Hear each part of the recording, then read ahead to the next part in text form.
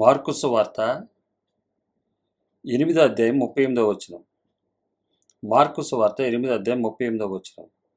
వ్యభిచారమును పాపమును చేయు ఈ తరము వారిలో నన్ను గూర్చియు నా మాటలను గూర్చియు సిగ్గుపడువాడెవడో వానిని గూర్చి మనిషి కుమారుడు తన తండ్రి మహిమ గలవాడై పరిశుద్ధ దూతలతో కూడా వచ్చినప్పుడు సిగ్గుపడునని చెప్పాను. యేసుక్రీస్తు వారు ఆత్మీయ మందిరంగా కట్టబడాలని ప్రతి ఒక్కరిని కూడా ఆయన తన మార్గం విషయమై బోధించారు. ఆత్మీయ మందిరమునకు సంబంధించినటువంటి సిద్ధాంతాన్ని మనం గత కొంతకాలముగా కొన్ని కార్యక్రమాల ద్వారా వింటున్నాము. దేవుడు తనకి కనికరం చొప్పున మనతో మాట్లాడుతున్నాడు. ఆయనకి మహిమ ఘనత చెందునుగాక. ఆత్మీయ మందిరంలో కొదువు లేకుండా ఉండాలి అంటే బహిరంగ ఉపవాస ప్రార్థనలు కాదు, ఆస్తులను పంచేయాలి. ఇది నేను చెప్తున్నటువంటి మాట కాదు. బైబిల్ తెలియపరిచే సారాంశం ఏంటంటే ఆత్మీయ మందిరంలో కొదువు లేకుండా ఉండాలి అంటే బహిరంగ ఉపవాస ప్రార్థనలు కాదు, ఆస్తులను పంచేయాలి. ఇది దేవుని యొక్క వాక్యం తెలియపరుస్తుంది.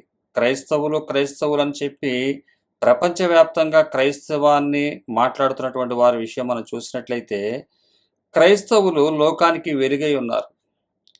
దేవుని యొక్క మాటలను సత్యములను తెలియపరిచి వాటిలో నడుచుకుంటూ తెలియపరుస్తూ ఉండాలి. నడిచేవారే తెలియపరచగలుగుతారు, నడిచేవారినే నడిపించగలుగుతుంది దేవుని వాక్యం. కాబట్టి ఆత్మీయ మందిరంలో కొదువు లేకుండా ఉండాలి. రాళ్ల మందిరాల్లో కొదువుతో ఉంటారు. ప్రతి ఒక్కరు కూడా బహిరంగ ఉపవాస ప్రార్థనలు పెట్టి బహిరంగంగా ఉపవాసం చేద్దాం రండి అని చెప్పి లేనిపోయిన లోక విషయాల్ని అడుగుదామని చెప్పి ఆయన మన మాట వింటాడు, ఆయన అడగమన్నాడు, అడుగుదాం రండి అని చెప్పి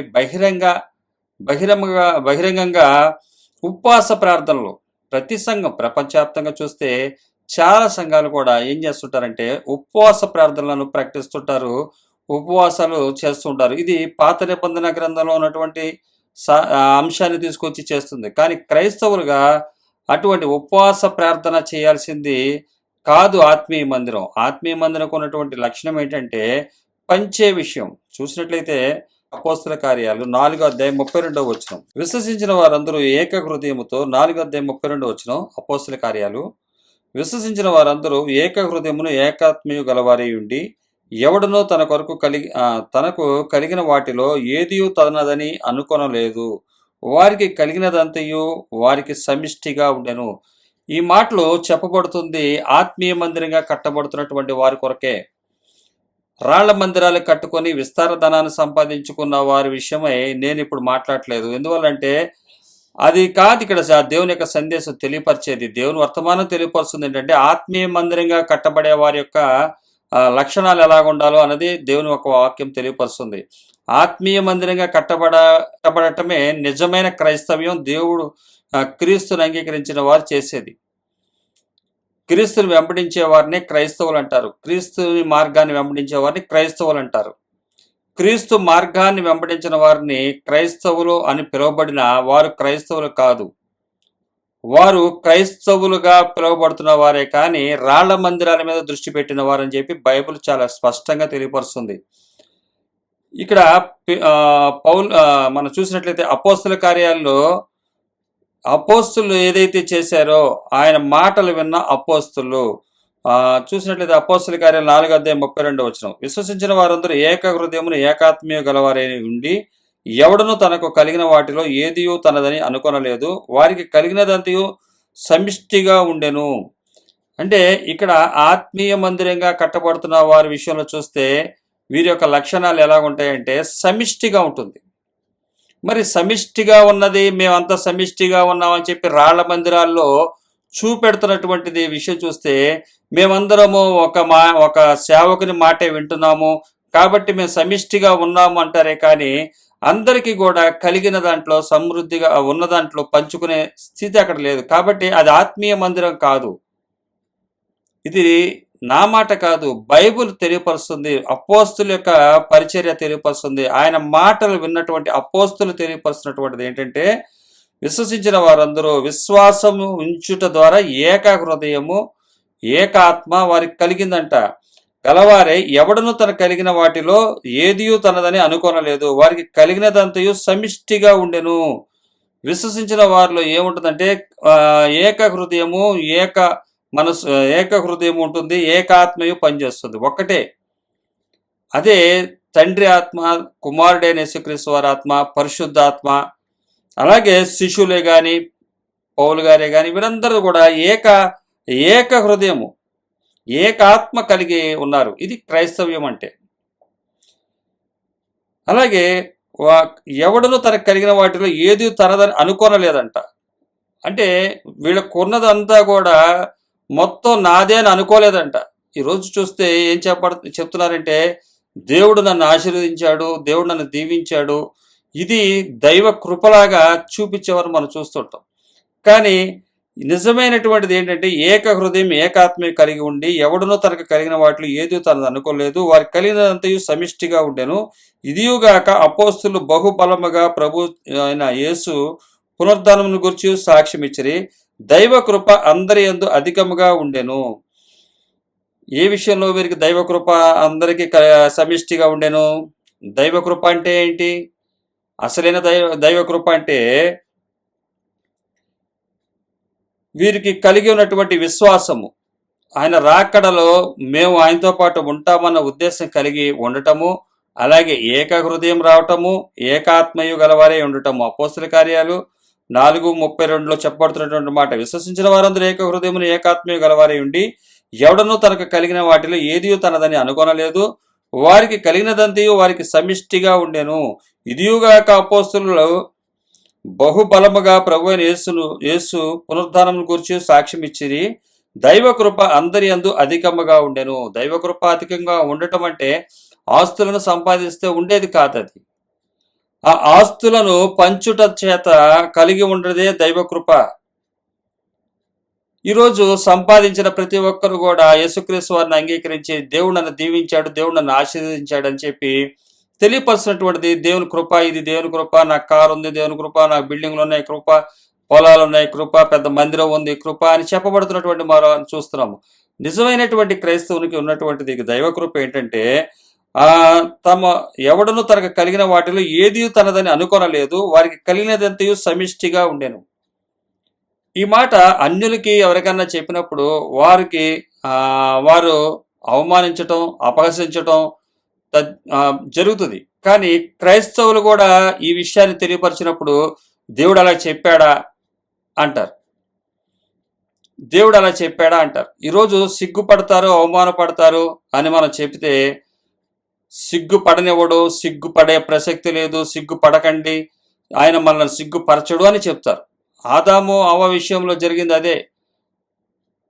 దేవుడు తింటే చస్తారని చెప్పాడు, కానీ తింటే చావరని చెప్పింది అపవాది.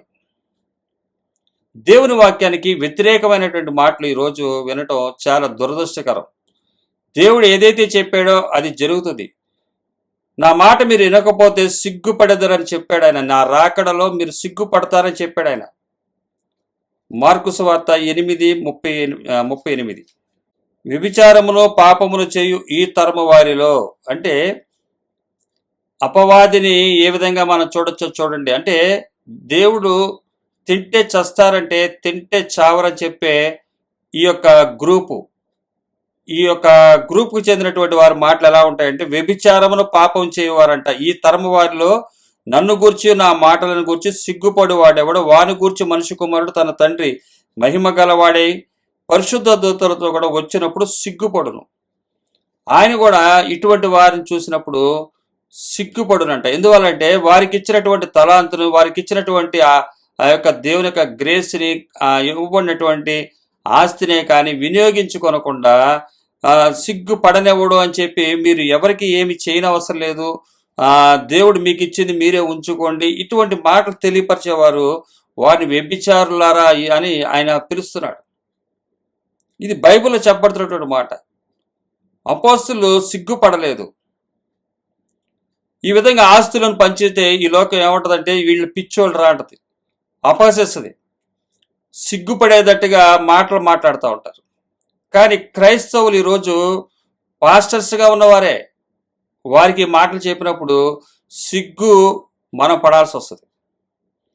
వారు ఈరోజు సిగ్గు మనం పడినప్పటికీ కూడా ఆయన రాకడలో ఆయన మనల్ని చూసి సిగ్గు నొందకుండా ఉంటాడు. ఇది దేవుని యొక్క వాక్యం తెలియపరుస్తుంది. ఇది అనుసరించిన వాడే, ఏది అనుసరించిన వాడు సమిష్టిగా ఉంచుకునటానికి చేసినటువంటి ప్రయత్నించిన వారే, సమిష్టిగా ఉన్నవారే చేసేదనమాట. వారు సిగ్గు నొందరు, వారిని చూసి ఆయన సిగ్గుపడడు, గర్వపడతాడు. అలాగే ఉపవాస ప్రార్థనలో ఆస్తిని పంచేయాలి అని చెప్పబడుతున్నటువంటి మాట ప్రకారం ఉపవాస ప్రార్థన ఎలా ఉండాలి? మత్తయి సువార్త 6వ అధ్యాయము 16వ వచనం. ఉపవాసం ఎలా చేయాలి అనేది ఇక్కడ మనకు తెలియపరచబడుతుంది. ఉపవాస ప్రార్థన ఎలా ఉండాలి? మీరు ఉపవాసం చేయనప్పుడు వేషధారుల వలె దుఃఖముఖులై ఉండకుడి. తాము ఉపవాసం చేయుచున్నట్టుగా మనుషులకు కనబడేవాళ్ళని వారు తమ ముఖములను వికారము చేసుకొందురు. వారు తమ ఫలము పొంది ఉన్నారని నిశ్చయముగా మీతో చెప్పుచున్నాను. ఉపవాసం చేయుచున్నట్టు మనుషులకు కనబడేవాళ్ళని కాక రహస్యమందున్న నీ తండ్రికి కనబడేవాళ్ళని నీవు ఉపవాసం చేయనప్పుడు నీ తల అంటుకొని నీ ముఖమును కడుక్కొనుము. అప్పుడు రహస్యమందు చూచు నీ తండ్రి నీకు ప్రతిఫలం ఇచ్చును. ఈ మాటలు చెప్తుంది యేసుక్రీస్తు వారు. మీరు ఉపవాసం ఎలా ఉండాలి, ఉపవాస ప్రార్థన ఎలా చేసుకోవాలంటే, ఈరోజు బహిరంగంగా ఉపవాస ప్రార్థన పండగలని ఉపవాసం అని మనం చూస్తుంటాం.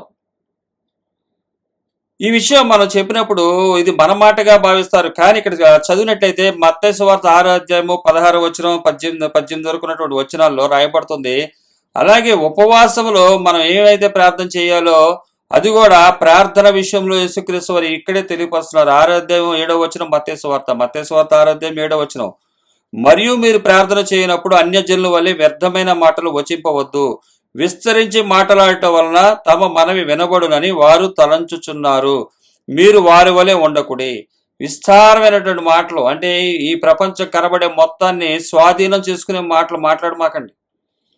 మీ ఉపవాస ప్రార్థన ఎంతసేపటికి కూడా ఆయన చిత్తం ఏంటని గ్రహించటానికి, సత్యం అంటే ఎరగటానికి, అలాగే అబద్ధమైనటువంటి జీవితాన్ని లేకుండా అబద్ధాన్ని జయించటానికి, అలాగే రాకడకు సంబంధించినటువంటి విషయాల్లో ఏ విధమైనటువంటి నిర్ణయం కలిగి ఉండాలో వీటి కొరకు ఉపవాస ప్రార్థన చేయాలి. ఈ లోకాన్ని జయించడానికి ఉపవాస ప్రార్థన చేయాలి.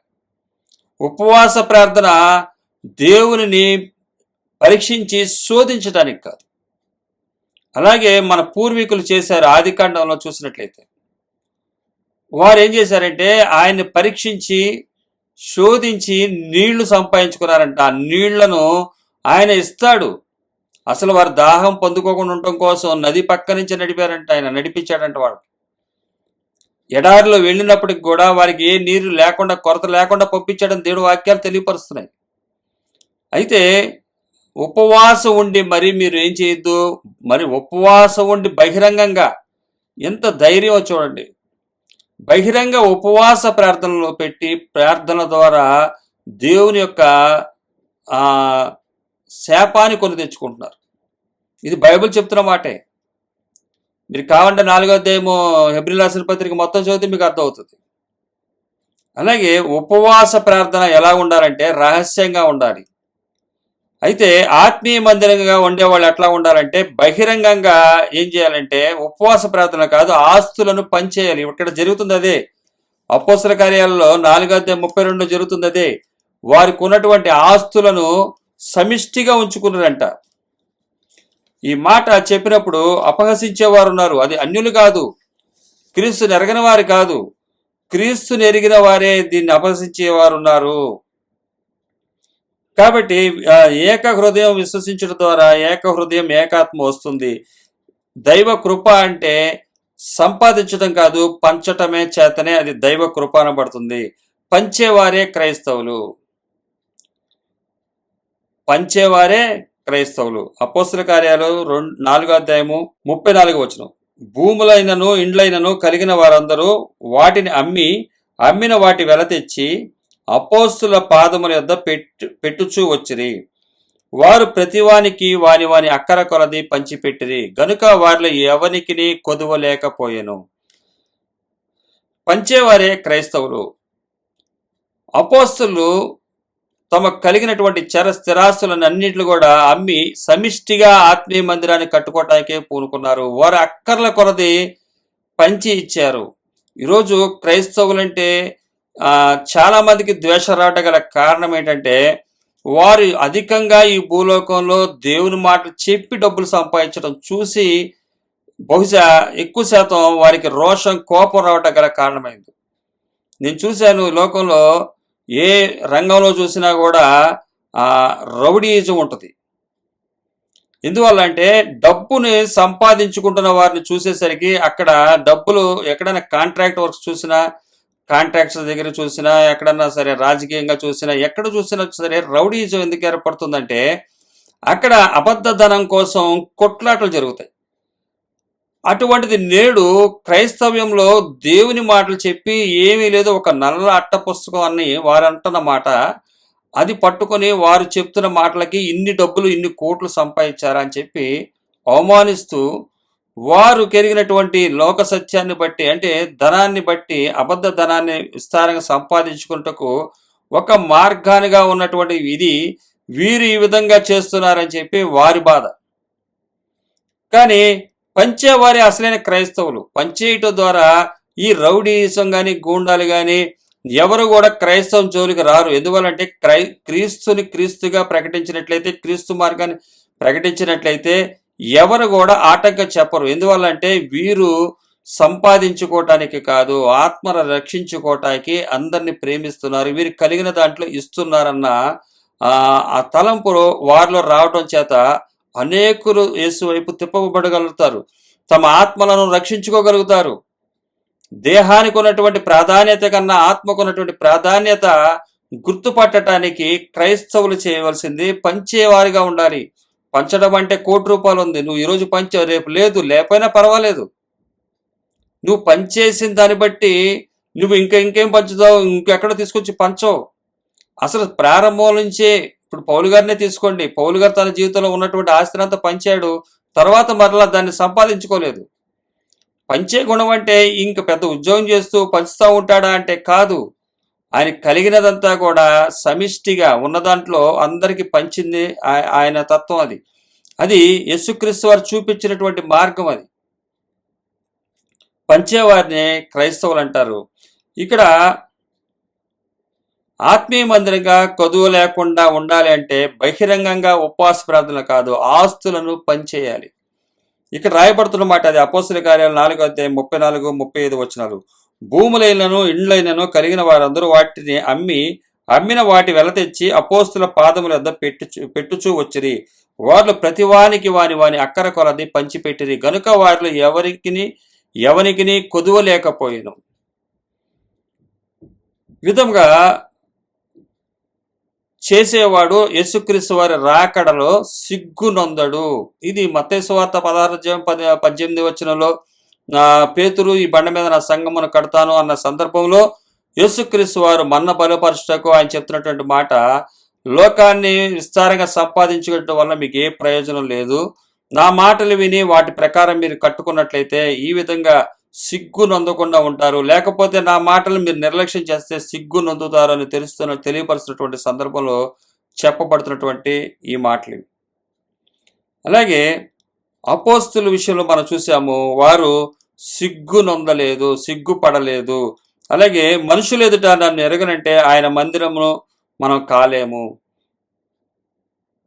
మనుషుల ఎదుట నన్ను ఎరగను అంటే ఆయన మందిరము కాలేరు, మనం ఆయన మందిరంగా ఉండలేము. లూకాసు వార్త 12:8 మరియు నేను మీతో చెప్పినదేమనగా, నన్ను మనుషుల ఎదుట ఒప్పుకొని వాడెవడో మనిషి కుమారుడు దేవుని దూతల ఎదుట వారిని ఒప్పుకొనును. మనుషుల ఎదుట నన్ను ఎరుగనను వారిని నేను ఎరుగునని దేవుని దూతల ఎదుట చెప్పుదును. మనిషి కుమారుని మీద వ్యతిరేకంగా ఒక మాట పలుకువానికి పాప క్షమాపణ కలుగును గాని పరిశుద్ధాత్మను దూషించేవానికి క్షమాపణ లేదు. మనుషుల ఎదుట నేను నా ఎరగనంటే గనక ఆయన మందిరంగా మనం కట్టబడలేము. ఆయన దూతలతో వచ్చినప్పుడు మనము ఆయన మందిరముగా ఉండనప్పుడు ఆయన అంగీకరించడు, మనం సిగ్గు నొందుతాం. మరియు నేను మీతో చెప్పినది ఏమనగా, నన్ను మనుషుల ఎదుట ఒప్పుకొని వాడెవడో మనుష్య కుమారుడు దేవుని దూతల ఎదుట వాడిని ఒప్పుకొనును. మనుషుల ఎదుట ఒప్పుకొనువాడు, అలాగే మనుషుల ఎదుట ఎరుగునను వానిని నేను ఎరుగునని దేవదూతల ఎదుట చెప్పుదును. మనుషుల ఎదుట ఒకవేళ నేను ఎరుగునని ఆయన గురించి చెబితే గనక ఆయన దూతల ఎదుటే నేను వాళ్ళని ఎరుగునని చెప్తాడు. ఆయన రాకడలో ఈ విషయాలు జరుగుతాయి. మనిషి కుమారుని మీద వ్యతిరేకంగా ఒక మాట పలుకువానికి పాప క్షమాపణ కలుగును గాని పరిశుద్ధాత్మను దూషించేవానికి క్షమాపణ లేదు. ఈ విషయంలో మందిరంగా ఆత్మీయ మందిరంగా కట్టబడకుండా ఉండటం కొరకు నేను ఆయన నెరుగునంటారు. ఆయన నెరుగును అని చెప్పటం ద్వారా మనం ఏం చేస్తున్నామంటే ఆయనను మనము ఆ పరిశుద్ధాత్మను మనం ఏం చేస్తున్నామంటే దుఃఖపరిచిన వారు అవుతున్నాం. మనిషి కుమారుని మీద పలికితే పర్వాలేదు కానీ పాపక్షమాపణ కలుగును కానీ పరిశుద్ధాత్మను దూషించేవానికి, పరిశుద్ధాత్మను దూషించడం అంటే ఆయన మందిరంగా కట్టబడకుండా ఆయన మందిరంగా ఉండటానికి అంగీకరించకుండా అందరి ముందు ఆయనను ఎరుగుననటమే. మందిరంగా కట్టబడటం నాకేం తెలుసండి, నాకు తెలియదండి అని చెప్పుకోవటమే. మూడోదిగా చూసినట్లయితే దేవుని మెప్పు కోరక మనుషుల మెప్పును అపేక్షించుట. ప్రజల్లో ఏముందంటే పబ్లిక్గా దేవుని మందిరాల్లో ఉపవాసం ఉంటారే కానీ ఆస్తులను పంచే గుణము వారిలో ఉండదు. అలాగే వీరెందువల్ల ఆ విషయాలు ఎందుకు ఉంటాయంటే దేవుని మెప్పు కాక మనుషుల మెప్పు అపేక్షించుట. మనుషుల మెప్పును అపేక్షించేవారు ఎప్పటికీ కూడా ఆయన మందిరంగా కట్టబడలేరు. యోహాను సువార్త 12వ అధ్యాయం 42వ వచనం. యోహాను సువార్త 12వ అధ్యాయము 42వ వచనం. అయినను అధికారులలో కూడా అనేకులు ఆయన యందు విశ్వాసం ఉంచిరి గాని సమాజంలో నుండి వెలివేయుదురేమో అని పరిసయ్యులకు భయపడి వారు ఒప్పుకొనలేదు. వారు దేవుని మెప్పు కంటే మనుషుల మెప్పు ఎక్కువగా అపేక్షించిరి. దేవుని యొక్క ఆత్మీయ మందిరంగా కట్టబడక ఉండటం గల కారణం ఏంటంటే దేవుని మెప్పు కాక మనుషుల మెప్పును అపేక్షించుట. దేవుని మెప్పు కాక మనుషుల మెప్పును అపేక్షించేవారు దేవుని ఆత్మీయ మందిరంగా కట్టబడలేరు. వారు ఏంటంటే యోహాను సువార్త 12వ అధ్యాయము 42లో చెప్పబడుతున్న మాట, అయినను అధికారులలో కూడా అనేకులు ఆయన యందు విశ్వాసం ఉంచరు గాని సమాజంలో నుండి వెలివేయుదురేమో అని పరిసయ్యులకు భయపడి వారు ఒప్పుకొనలేదు. మనుషుల ఎదుట నన్ను ఒప్పుకోలేని వాడు మత్తయి సువార్తలో మార్కు సువార్తలో మనం 8:38 చదవబడినటువంటి మాట అదే. మనుషుల ఎదుట నన్ను ఒప్పుకున్న వాడిని నేను దేవదూతల ఎదుట వచ్చినప్పుడు వారి విషయం సిగ్గునందుదును. ఎందువల్లంటే నా వాక్కునిచ్చి నేను నడిపించినటువంటి వారు చేస్తున్నటువంటి క్రియలు చూసినట్టయితే అధికారులకు కూడా భయపడ్డారంట, విశ్వసించారే గాని సమాజం నుండి వెలివేస్తారంట. నేడు మనకు వచ్చిన బాధ అదే. సమాజంలో ఉన్న వారు మనలను అన్నిటికీ పిలవరని చెప్పేసి వారు మనలను తక్కువగా చూస్తారని చెప్పి సిగ్గుపడుతూ చేసే పనులు ఇవి. మనుషులు మెప్పు కోరేవాడు ఏం చేస్తాడంటే ఆస్తులను సంపాదించుకుంటాడు. నాకు ఒక స్టేటస్ ఉంది, నేను ఈ భూమి మీద బాగా సంపాదించాను, నన్ను కూడా మీరు కలుపుకోమంటమే అది మనుషుల మెప్పు అంటే. మనుషుల మెప్పు అంటే నేనేం తక్కువ వాడిని కాదు, నేను కూడా బాగా సంపాదించాను, నాకు చాలా ఆస్తి ఉంది, నన్ను గౌరవించండి. ఈరోజు సేవకుల పాపం చాలా మంది ఏమనుకుంటారంటే మమ్మల్ని ప్రేమిస్తున్నారు, గౌరవిస్తున్నారు అనుకుంటారు. కాదు, వారి వెనకాల ఉన్నటువంటి ధనం బట్టే. మనుషుల మెప్పు కోరుకున్న దైవజనుడు మనుషుల మెప్పునే పొందుకుంటాడు. దేవుని మెప్పు కోరుకున్నవాడు ఎట్లా ఉంటాడు? మనుషుల ఎదుట ఆయనను ఒప్పుకుంటాడు. మనుషుల ఎదుట ఆయన ఒప్పుకోకపోతే ఆయన రాకడలో మనలను ఒప్పుకోడు అంటున్నాడు. ఆయన దేవదూతల ముందు మీరు సిగ్గునందుతారంటున్నాడు. ఆయన సిగ్గుపడతాడంట. ఒక తలాంతి ఇచ్చిన వాడు తలాంతుని తీసుకెళ్లి ఆ తలాంతిని వినియోగించుకోకపోతే ఆ ఇచ్చిన తలాంతు విషయమై ఆయనే ఆ యజమానుడే సిగ్గుపడతాడంట.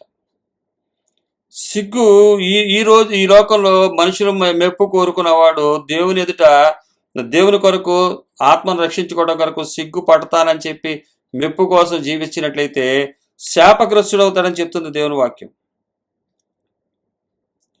దేవుని మెప్పు కాక మనుషుల మెప్పు అపేక్షించుట గురించినటువంటి వర్తమానం ఇది.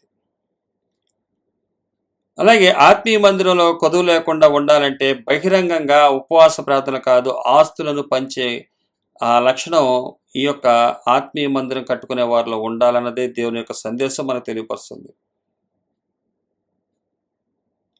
ఈరోజు ఈ వాక్యమైనటువంటి మనలో ఆత్మీయ మందిరం కట్టబడుతున్నటువంటి లక్షణాలు ఉన్నట్లయితే, కొదువుగా ఉన్నట్లయితే వాటి విషయమై దృష్టి ఉంచి మనం సరి చేసుకోవాల్సినటువంటి విషయాలు. ఆయన వచ్చినప్పుడు సిగ్గుపడేవారిగా మనం ఉండకూడదు. ఆయన సిగ్గు తీసుకొచ్చేవారిగా ఉండకూడదు. ఈ లోకంలో ఎన్ని విషయాల్లో సిగ్గు అవమానాలు ఎదురైనప్పటికీ కూడా ఆయన సత్యవంతుడైనటువంటి ఆయన మెప్పు కొరకు ఆయన ఎదుట మనము యథార్థంగా నిలబట్టకు ఈ యొక్క దేవుని యొక్క సందేశం మనకి ఎంతో సహకారం దయచేస్తుంది. ఆత్మీయ మందిరంగా కొదువు లేకుండా ఉండాలి, బహిరంగంగా ఉపవాస ప్రార్థనలతో కాదు ఆస్తులను పనిచేయాలని చెప్పబడుతున్నటువంటి ఈ సందేశం ద్వారా ఉపవాస ప్రార్థన అంటే అది బహిరంగంగా చేసేది కాదు అని యేసుక్రీస్తు వారు చెప్తున్నారు. యేసుక్రీస్తు వారి మాట మనం వినకపోతే అది దాని గురించి కూడా మనం ఆయన యొక్క ఉగ్రతను ఎదురు చూడాల్సినటువంటి పరిస్థితి వస్తుందని దేవుని వాక్యం తెలియజేస్తుంది. ఇక్కడ తెలియపరచబడుతున్నటువంటి మాటలన్నీ కూడా దేవుని నామ మహిమార్థం కొరకే తెలియపరచబడుతున్నాయి. మన ఆత్మను రక్షించుకోవటానికి పరిశుద్ధాత్మ దేవుని రూపం మనలో నివసించే విధంగా ఆత్మీయ మందిరాలుగా కట్టబడటానికి రాళ్ల మందిరాల మీద దృష్టి పెట్టి ఈ అంత్యకాలంలో ఆత్మీయ మందిరాలను కూల్చేసుకుంటున్నటువంటి తోటి సహోదరులకి, స్నేహితులకి, బంధువులకి ఈ వర్తమానం ద్వారా తెలియపరిచేది ఏంటంటే ఆత్మీయ మందిరాన్ని కట్టడం ఎలాగన్నది దేవుని వాక్యం చాలా వివరంగా తెలియపరిచింది. ఈ సత్యాన్ని మనం తెలుసుకున్నట్టయితే మన జీవితంలో దేవుని రాజ్యంలో ఉంటామని దేవుని వాక్యం తెలియజేస్తుంది. ఈ మాటల ద్వారా దేవుడు మనతో మాట్లాడినందుకు ఆయనకి ఘనత మహిమ చెందును గాక. ఆమేన్.